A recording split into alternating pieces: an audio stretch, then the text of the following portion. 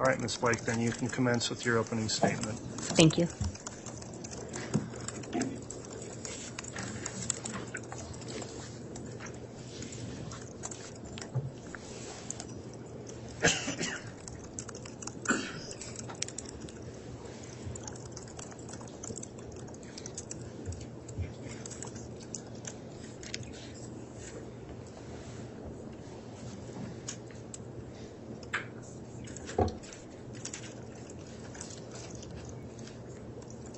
Money, power, and sex. That's what this case is about. The defendant, Lori Vallow Daybell, used money, power, and sex, or the promise of those things, to get what she wanted. What she wanted was money, power, and sex. It didn't matter what obstacles she had to remove to get what she wanted. It didn't matter if the obstacle was a thing or a person. And if it was a person, it didn't matter who. Tylee Ryan was a vibrant young woman, 17 years old, a whole life ahead of her. She was just about to enter into adulthood and make her own way in the world. Who knows what she would have become. Tylee had already lost her father, and she received Social Security benefits because of that. Tylee had money. Lori wanted it.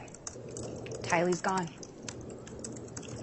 Joshua Jackson Vallow, lovingly known by friends and family as JJ, was a 7-year-old, vibrant, happy-go-lucky little boy. He had most of his childhood and his whole life ahead of him. But JJ was tough. He's a 7-year-old. He took a lot of time and effort and energy to care for. That time, effort, and energy took away from the defendant doing what she wanted to do, and from the defendant being with Chad Daybell and devoting her time and attention to him. JJ had also lost his father. And when JJ lost his father, he became even that much more difficult to care for. No longer a second parent to help. Not only that, JJ also was entitled to Social Security benefits. The defendant didn't want to have to take care of JJ anymore. She wanted the money. JJ's gone. Tamara Douglas Daybell, known by friends and family as Tammy, a 49-year-old mother of 5, a grandmother, a computer whiz by all accounts. She was married to Chad Daybell. The defendant wanted Chad all to herself. Chad was the beneficiary of a life insurance policy for Tammy. Lori wanted those things. Tammy's gone. Tylee was last seen on September 8th of 2019. She had just relocated with her mother to Rexburg, Idaho on or about September 1st of 2019. And 7 days later is the last known sighting of Tylee. The next time Tylee is seen is on June 9th of 2020. She's found buried in a shallow grave on Chad Daybell's property. And when I say she's found, what I mean is what was left of Tylee was found. Charred remains. That's what was left of Tylee. You will hear it described as a mass of bone and tissue. That's what was left of this beautiful young woman, the defendant's daughter. You will also hear how Tylee's DNA was recovered on a pickaxe and shovel located in a shed on defendant Daybell's property. JJ was last seen on September 22nd of 2019 at the defendant's apartment in Rexburg, Idaho. Last time JJ was seen, he was with his uncle, Alex Cox, the defendant's brother. You'll hear from a witness that he saw Alex Cox carrying JJ. JJ's head on his shoulder. Appeared to be a peaceful scene. Appeared JJ was sleeping at that time. JJ was not seen again until June 9th of 2020, when he was also found in a shallow grave on the defendant's property. JJ was found wrapped in garbage bags with duct tape around him. He had duct tape around his head.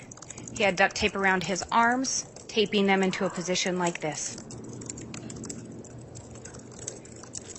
That's how the defendant's little boy was found.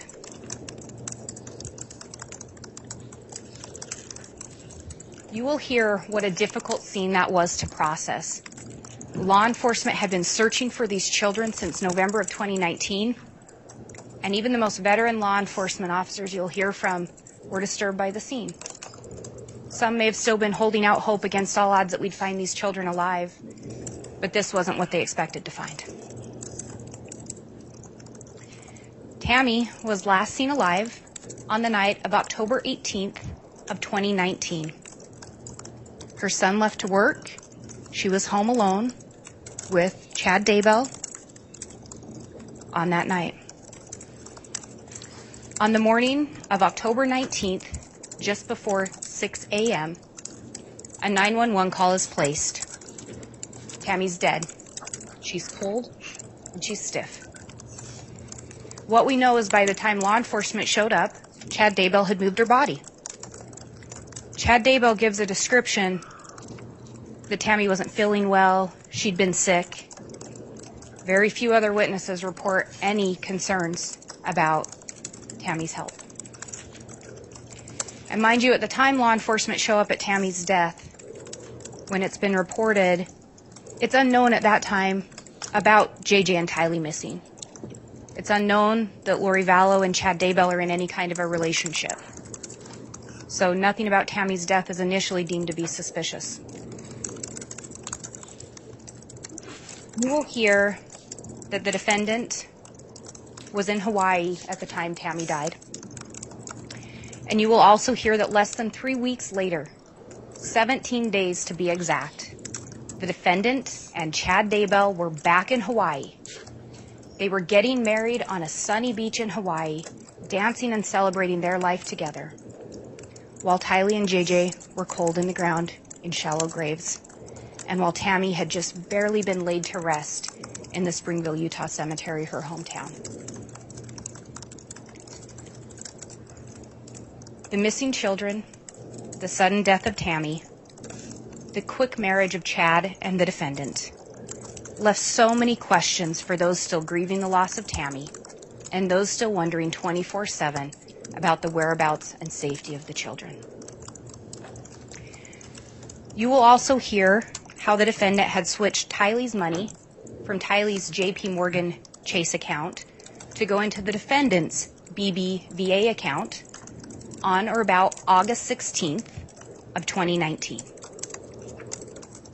Tylee went missing on September 8th of 2019. You will also hear how she had begun receiving benefits on JJ's behalf approximately a month before he was last seen. And you will hear how she continued to collect those benefits and that money to fund her lifestyle. You are going to hear a lot of different dates and events that occurred on those dates, phone calls that were placed on those dates, messages that were sent, financial transactions that occurred. The reason you're going to hear about so many dates and so many events is because I've talked about dates in 2019 and 2020. This case actually starts in October of 2018. In October of 2018, the defendant met Chad Daybell for the first time. You'll hear that she had read his books. She was a fan of his. But she traveled to a Preparing the People conference in St. George, Utah. She traveled there with her friends, Melanie Gibb and Sulema Pastenis. These are two women that you will hear more about, and you will hear from them during this trial. When she traveled there with them, she met Chad for the first time. You'll hear it described that there appeared to be some kind of an instant connection. The two of them talked a lot. The defendant was flirty. But what you will also hear is that during this first meeting, the defendant and Chad decide that they share purported religious beliefs, and that they share beliefs that the two of them had been married before in a prior probation. You will hear it talked about multi-creations or a prior probation or a prior life. But regardless of the term used, what they began to tell others is that they were essentially meant to be together. They'd been married in prior lives, prior probations. Not only that, but they both said that they had been prior figures from or persons from the Bible or other religious references. This will include that they designated themselves as James and Elena.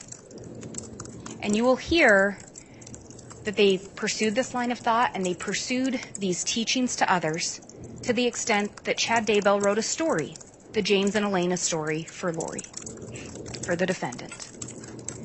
And you will hear through testimony how that story mirrored some true life events that were going on between the defendant and Chad Daybell.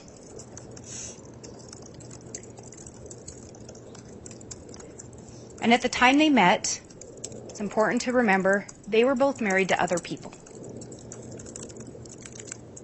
Their spouses were both alive and well when they first met.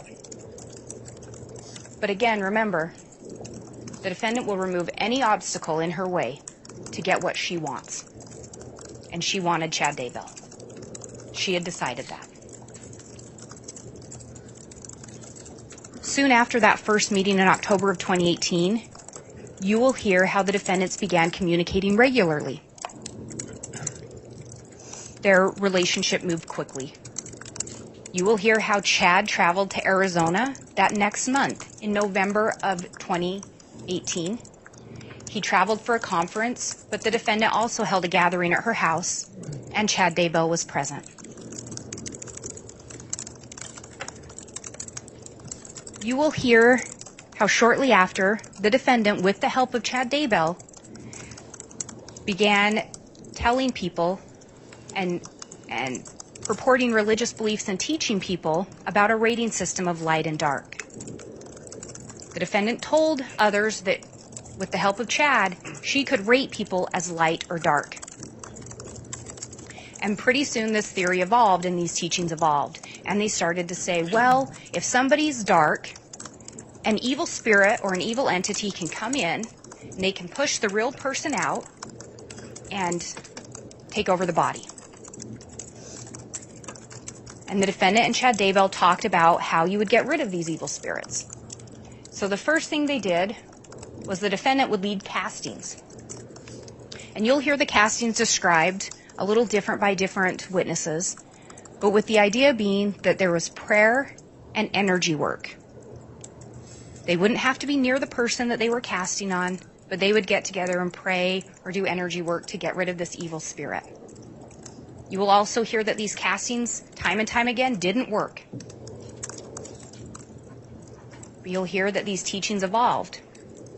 And they evolved to, well, a person could be so dark or a spirit could be so evil that the person actually becomes a zombie.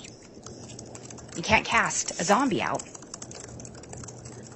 But a common theme was the body had to be destroyed.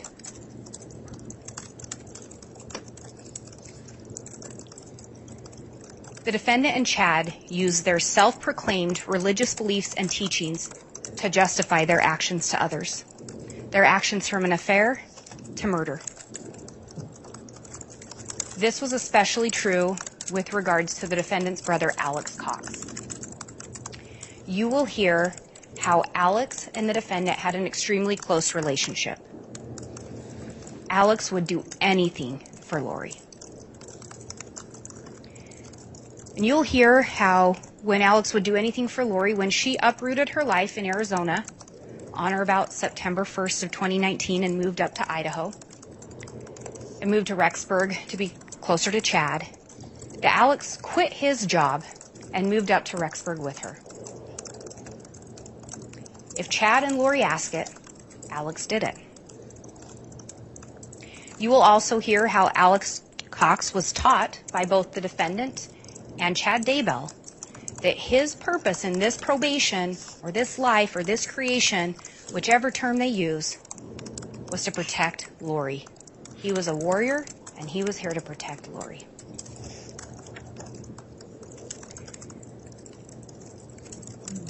When the defendant would talk about people being light and dark, she talked about her own daughter, Tylee, being dark. She told people this, and there's messages that she sent regarding this. But what you won't hear is anything about the defendant doing anything when Tylee went missing. There were no known actions taken by the defendant. No report to law enforcement, no missing person posters, no inquiries. Similarly with JJ, little 7-year-old boy. The defendant said he was dark. He was possessed. She told people this. There's messages about it. But again, what you won't hear is that when JJ went missing, that the defendant did anything. There are no known actions by the defendant to find JJ. No report to law enforcement. No missing person posters. No inquiries. You will hear how she described JJ's behaviors to others in an attempt to get them to agree that he must not be JJ anymore, that an evil spirit must have taken over his body. And you will hear how she was very convincing. You'll hear from witnesses how they believed what Lori told them. She was likable, energetic, and they believed her. They wanted to believe her. They wanted to follow Lori. They wanted what she was saying to be true. You will also hear how she told a friend of hers named April Raymond, who's another woman that you will hear from, that when she got divorced, that JJ would need to go live with Charles, his father, and that Charles would have to figure out what to do with him. And part of why she talked about this was that the defendant was also telling people that she was here on a mission. She was here on a religious mission to gather the 144,000. So she needed to spend her time and energy there. So JJ could go live with Charles because she had other things to do. She had more important things to do than care for her child. She expressed to people that what she did here on earth no longer counted for her. You'll hear how she'd hit her hand. Doesn't count for me. Doesn't count for me.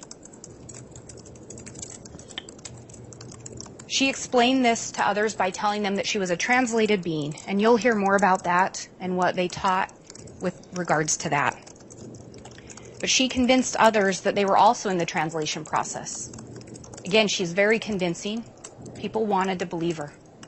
People trusted her. But what it really was she and Chad using their proposed religious beliefs and teaching to manipulate those around them into not questioning their actions and what they were doing.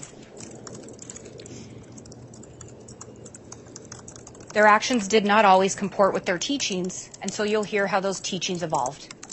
They changed over time to justify or to support the actions of the defendant and Chad Daybell. You will hear how the defendant told others, because she was translated, she didn't have to repent. Again, doesn't count for me.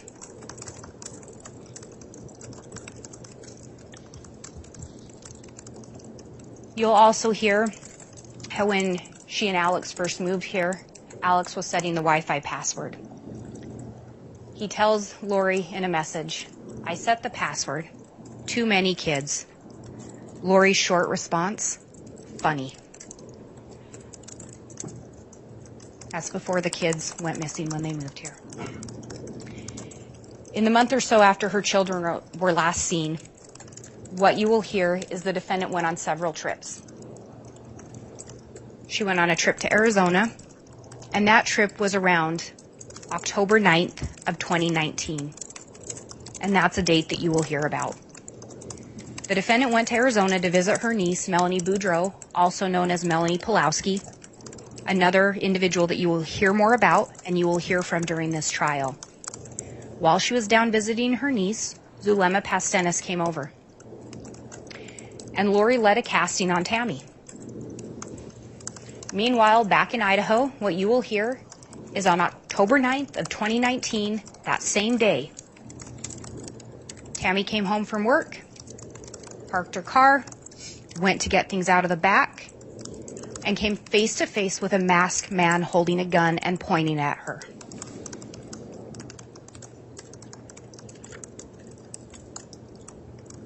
You will hear how Tammy heard a couple pops and the gunman ran off. What you will also hear is that later a phone call was overheard between Lori and an unknown individual. Lori was mad. On October 9th of 2019, she was mad, and she made a statement along the lines of, "He can't do anything right." What we also know is that there were some phone calls that night between she and at least Chad Daybell. Not long after that trip to Arizona, you will hear how Lori then traveled to Missouri with her niece Melanie. And while in Missouri, they visited some sites, and then they met up with an individual named Audrey Bartario, another woman that you will hear more about and you will hear from during this trial. And while they were there in Missouri, Lori led another casting on Tammy. By this time, you'll hear that the defendant and Chad had determined Tammy was dark. Tammy was possessed. She was possessed by an evil spirit named Viola. Shortly after the trip to Missouri, you will hear how how Lori then traveled to Hawaii. She traveled to Hawaii again with her niece Melanie, and Audrey joined them while they were there. And Lori was actually in Hawaii at the time of Tammy's death on or about October 19th of 2019. What you won't hear with any of these trips that the defendant went on, you won't hear about JJ or Tylee because they weren't with her. They weren't with her when she went to Arizona. They weren't with her when she went to Missouri, and they were not with her when she went to Hawaii. But what you will hear about is how the defendant was still spending their money. She was also sending her other son, Colby, money using Tylee's phone. So Tylee's phone was with her, but Tylee wasn't. You will hear how when she was in Hawaii, she was in constant or consistent contact with Chad. You'll hear how just after Tammy died, she hurried back to Idaho. And just after returning to Idaho, you will hear how the defendant began to insert herself into Chad Daybell's life. It was as if Tammy never existed. The defendant met his kids, came to his house, and Chad started to introduce her to some of his friends. And you will hear how Chad introduced her to some of his neighbors a little over a week after Tammy's passing. And you'll hear from those neighbors, those friends of Chad's. And you will hear how when they were introduced to Lori for the first time, she and Chad couldn't keep their hands off each other. Tammy hasn't been dead that long. They talk about plans to get married. But maybe most interestingly, Chad Daybell makes a statement when Lori's asked about kids, that she had a young daughter that had recently died. Lori says nothing about JJ. No mention of a young son. No correcting Chad on the whereabouts or if her daughter was alive or not. Just some indication about, well, I've got some stepkids. Not long after that meeting, the defendant was in Hawaii on a beach marrying Chad Daybell. They got married in Hawaii on November 5th of 2019. You will hear how the defendant had actually begun looking for malachite wedding rings as early as May of 2019. You will hear how the malachite stone was important to them. What you will also hear is on their wedding day, they exchanged malachite rings. And in May of 2019, when the defendant was looking for those rings, both of their spouses were alive and well. You will hear also how Chad Daybell began checking into adding the defendant to his to his health insurance policy. And when he went to fill out that application, you will hear how he said, no minor children. There's no minors that need to be added to this policy, just the defendant. You'll hear how similarly he was looking for a rental property for them in Hawaii. And on that application, same thing. No minor children. Just Chad and Lori. Just Chad and the defendant. Just the way they wanted it.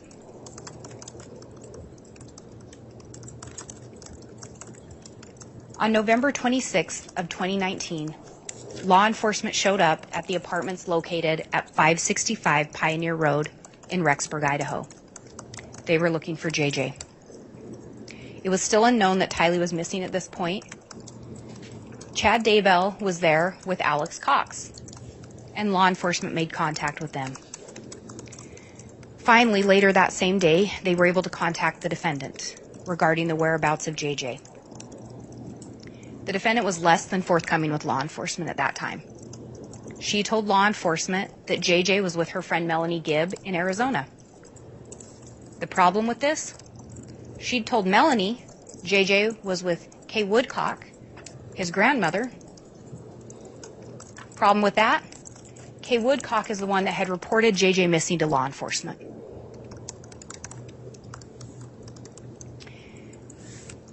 So where was JJ? And where was Tylee, for that matter? The defendant did not cooperate in locating them. Instead, when law enforcement returned, she'd cleared out her apartment and moved to Hawaii with Chad, her new husband. While Chad and Lori were starting their new life together in Hawaii, law enforcement had begun a massive search for JJ and Tylee. It became a nationwide search for those children. As they were searching for the children and beginning their investigation, they talked to Melanie Gibb, because Lori had said that JJ was with Melanie. Melanie had been asked to not talk to law enforcement by Chad. She'd been asked to tell law enforcement JJ was with her by Lori, even so far as Lori saying, snap a picture of some kids. Send it to law enforcement, basically. Melanie Gibb wasn't sure what to do, but eventually she came forward to law enforcement and said, JJ was never with me. Never had him. Don't know where he is. Because of everything that had gone on, Melanie Gibb, on December 8th of 2019, decides to place a phone call to Chad and the defendant. She wants to know, where's JJ? And why did you ask me to tell law enforcement he was with me? What's going on? She recorded that conversation. And what we know from that conversation and what you will hear is the defendant refused to disclose where JJ was, but claimed he was happy. Claimed and ultimately ended up saying she knew exactly where JJ was. I remind you, JJ was last seen on September 22nd of 2019. This is December 8th of 2019. And I'll remind you how JJ was found. And yet the defendant's statement to Melanie Gibb was, I know exactly where he is. When confronted about Tammy's death, the defendant indicated they did what they had to do. Now remember, Chad and Lori had determined Tammy was dark. And if someone's dark and castings don't work, the body has to be destroyed. They did what they had to do.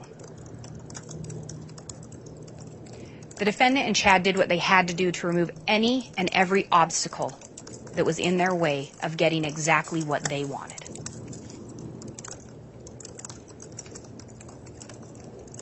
On December 11th of 2019, Tammy was removed from her resting place to be examined. And it was determined by the Office of the Utah Medical Examiner that Tammy died at the hands of another and that the cause of her death was asphyxiation. You will hear how around the time of Tammy's exhumation, Alex Cox made a statement along the lines of, I hope I'm not their fall guy.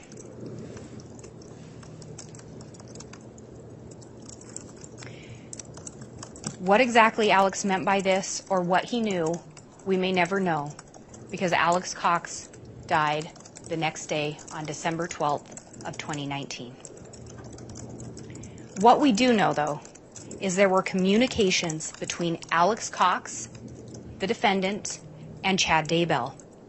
We know in those conversations there was discussions of people being light and dark, and we know the location of Alex's phone and Chad's phone on certain dates and times.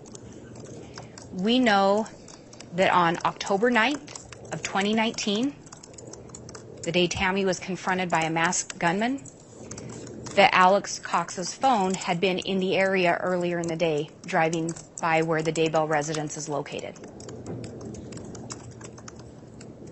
The only person Alex Cox knew in the Salem area was Chad Daybell. We know that on September 9th of 2019, the morning after the last day Tylee is seen, we know Alex Cox's phone is in Chad Daybell's backyard, on his property, close to where Tylee's remains are found. We also know around that same time, Chad Daybell's phone is there on his property, close to where Tylee's body is found. We also know from other witnesses that Alex Cox would do whatever the defendant and Chad asked him to do. He was loyal to them to a fault. You have already heard from the state that we have the burden in this case, but I want to reiterate that.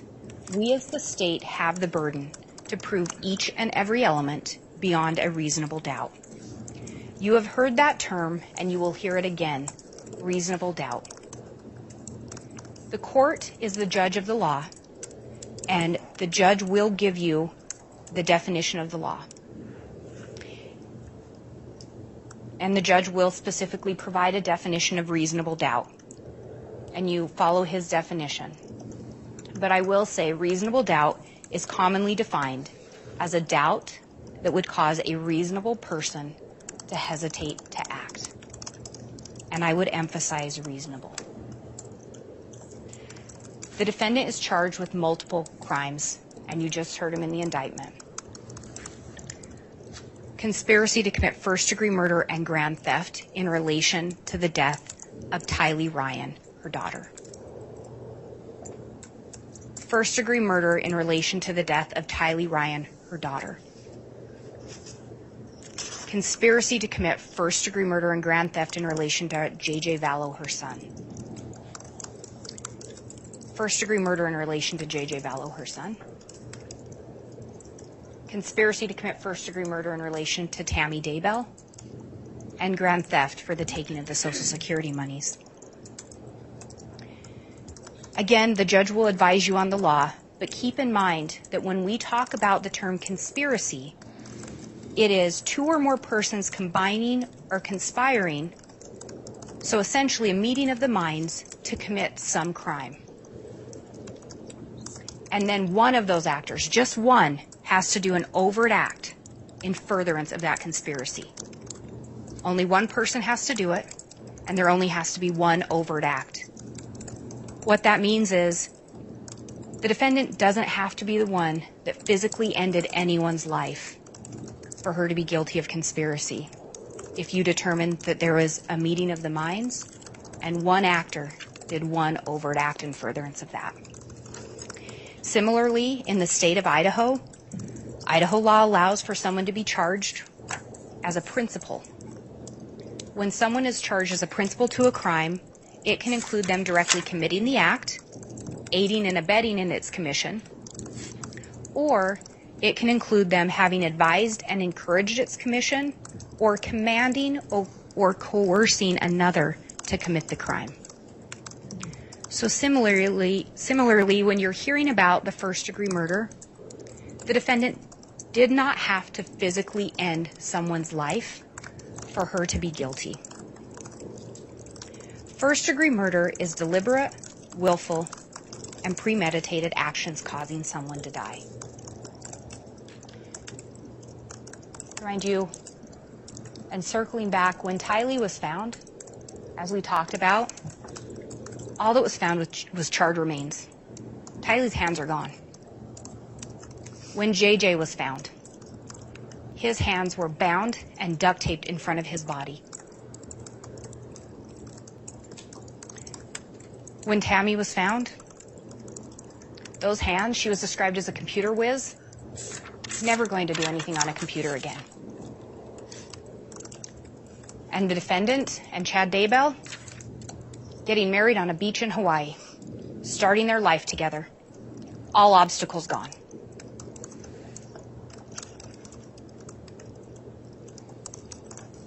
Ladies and gentlemen of the jury, I thank you for being here today and your willingness to serve on the jury. We recognize that you do have a task here, and you are the judge of facts, and I would let you know that that is the most important job in this courtroom. This is set to be a long trial, and you're going to sit through a lot of evidence and a lot of testimony. What we ask you to do is be attentive to the testimony and evidence presented.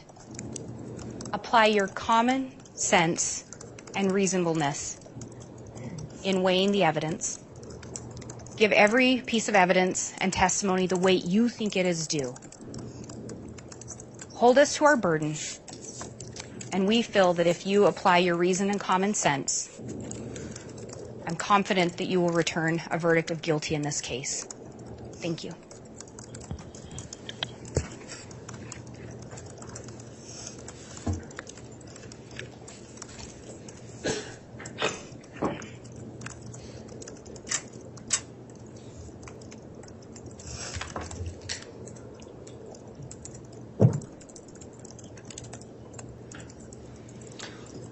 All right, thank you, Ms. Blake. That will conclude the opening statements for the state of Idaho.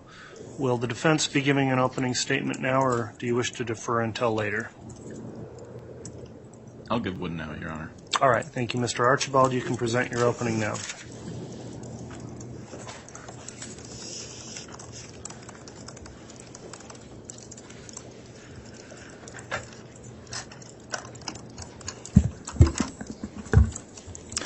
Like the state of Idaho, I also thank you for your service. This is a difficult case, a case we have not been able to settle without you. That's why you've been called here to help us settle this case. If the court will allow a brief introduction, I know a lot about you with your 12-page or 20-page questionnaires, so I'd like to just make a brief introduction of the defense. I've been an attorney since 1991. I've been both a private attorney and a public defender. And in small county Idaho, there's a lot of us lawyers who do both public defense work and private work. And so over the past 32 years, I've done a bit of both. I've been assigned to 27 murder cases over the course of my career, and they're difficult. They're difficult cases. I was assigned to this case. I'm paid by the taxpayers, and so thank you for paying your taxes. I've had a general practice where I do a little bit of everything, and then I get about one of these difficult cases a year assigned to me, and we do what we can. What does a defense lawyer do? We make sure that our clients' constitutional rights are protected. We make sure that the government does its job. We make sure that proof beyond a reasonable doubt is in place before there's a decision. So with these difficult cases, we resolve 99% of our cases. Less than 1% of cases actually make it to trial. And so I believe the state and the defense, we generally do a good job of resolving our disputes. And sometimes when we can't, then we call on you to resolve it for us. I'm being assisted in this case by John Thomas. He's been an attorney since 1999. He has also both experience in private law firms and public defender's offices, where he's handled many serious cases. He's received many accolades for his lawyering, and I appreciate him helping me. I also am being assisted by Brandon Hobbs. You've probably seen him, and he's an investigator, and so he's helped us investigate this case. Being a defense lawyer isn't always a popular job, and so I appreciate you being respectful towards me, and I'll do the same. I'll be respectful towards you. Some 8 years ago, my law office got bombed, and so some people are really upset by what I do for a living, and so I appreciate you and your ability to decide the facts of this case without emotion overriding your decision. So this case is about Lori Vallow Daybell.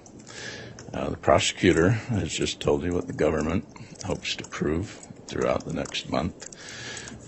So what's this story about from our defense perspective, and how does this story include you?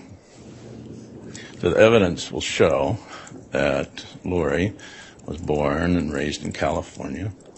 She's lived in California, Texas, Arizona, and Hawaii. She lived in Idaho for less than a month before the event of what you're here to decide. She's one of 6 children. Her parents are still alive. They're retired. She's had an older sister and a brother die, and she also has a sister and a brother still living. She believes in life after death, and she believes she will see her deceased family, including her children, again. She's a beautician by trade. She's worked hard for years in that profession. She's a mother of 3, stepmother of 2, and is now a grandmother of 2 children.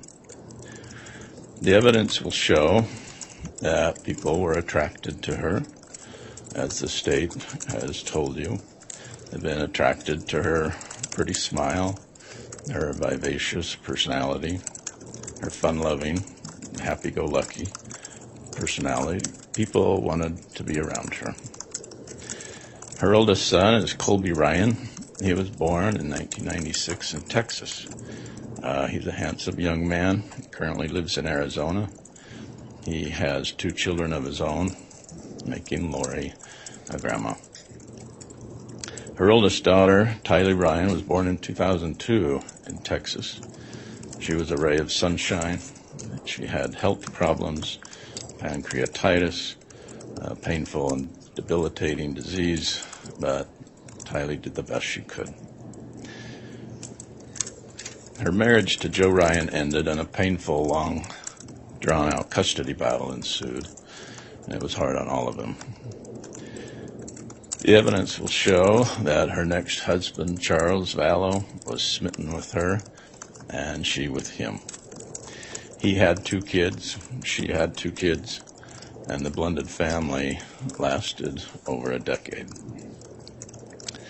Lori was such a good, responsible mother to her 2 children that her husband's sister, Kay Woodcock, wanted her to adopt a special needs toddler newborn.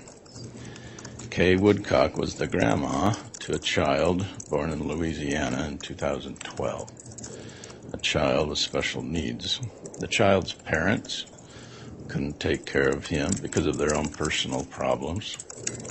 Apparently, Kay Woodcock couldn't take care of him either, so she asked her brother, Charles, and his wife, Lori, if they would adopt him, and they agreed. So the child born in Louisiana to struggling parents was adopted by Charles and Lori Vallow in 2014, and he became known as J.J. Vallow, Lori's 3rd child. The evidence will show that Lori was a dutiful wife to Charles Vallow. They both worked hard, he at the office and she at home. She was a kind and loving mother to her children. The evidence will show she had a particular interest in religion in the end of times.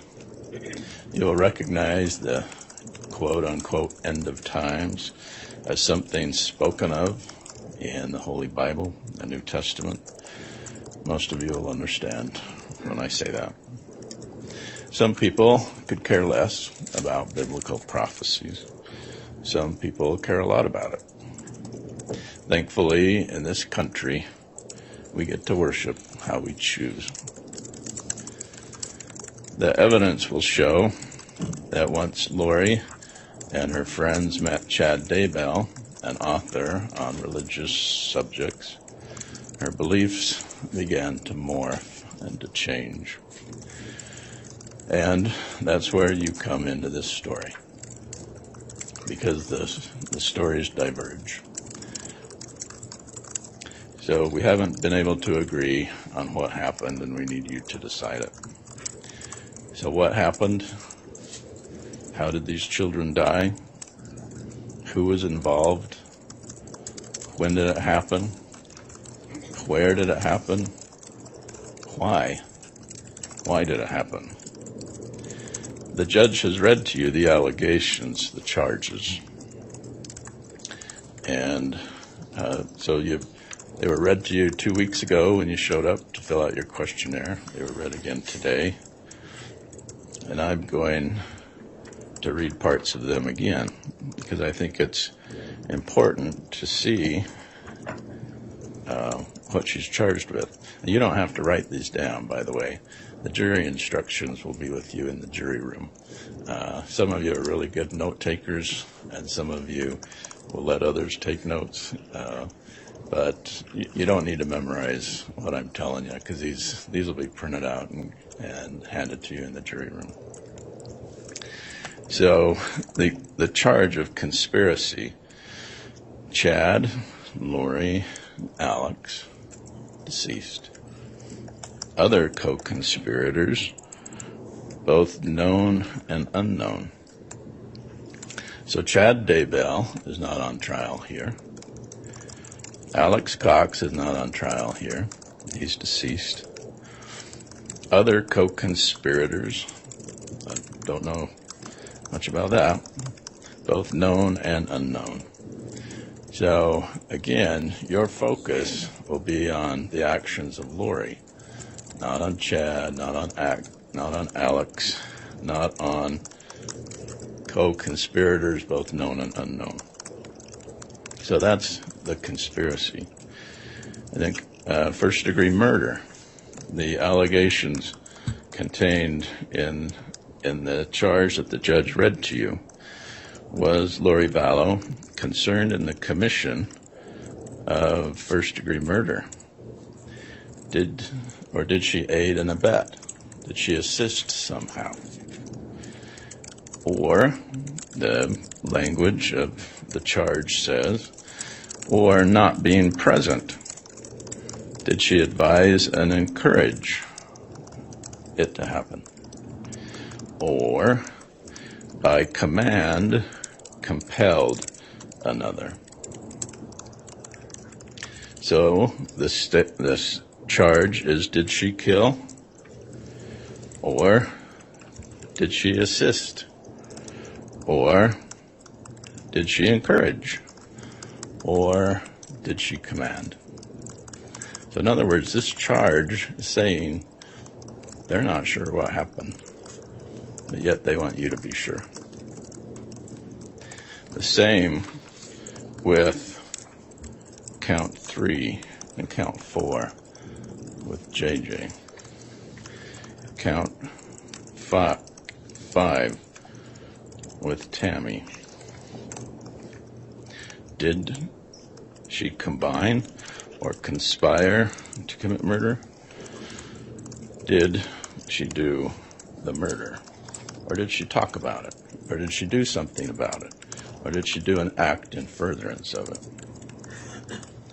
So that's the challenge here for you, is you're going to be given all these alternatives.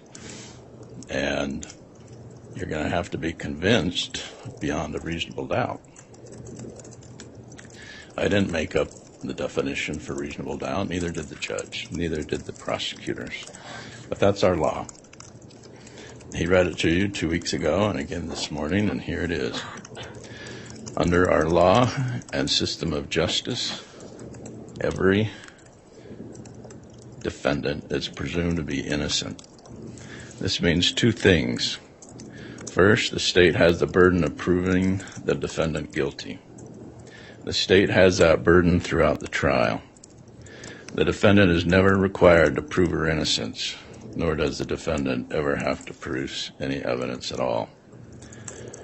The state must prove the crime beyond a reasonable doubt.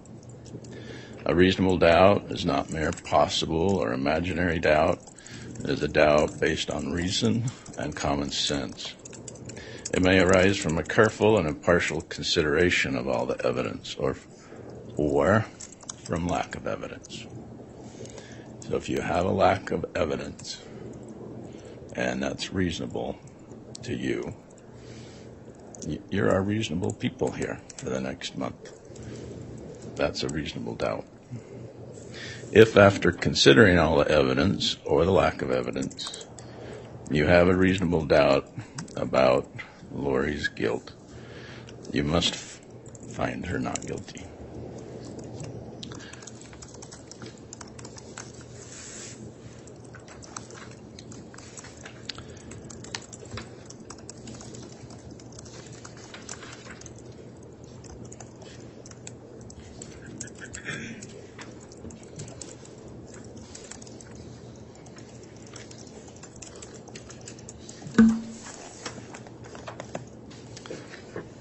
Sorry, all these papers in here, I lost my way.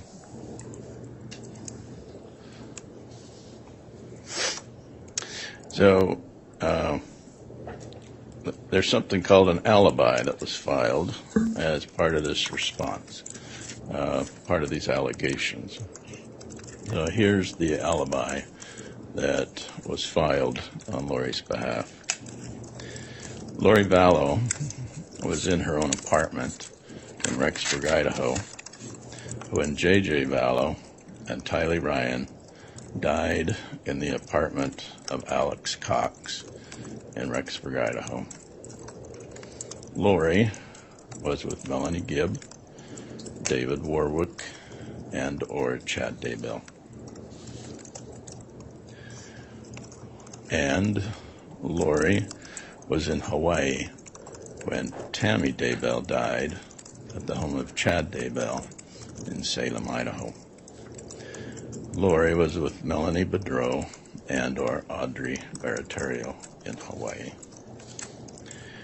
So that's the alibi filed in this case. And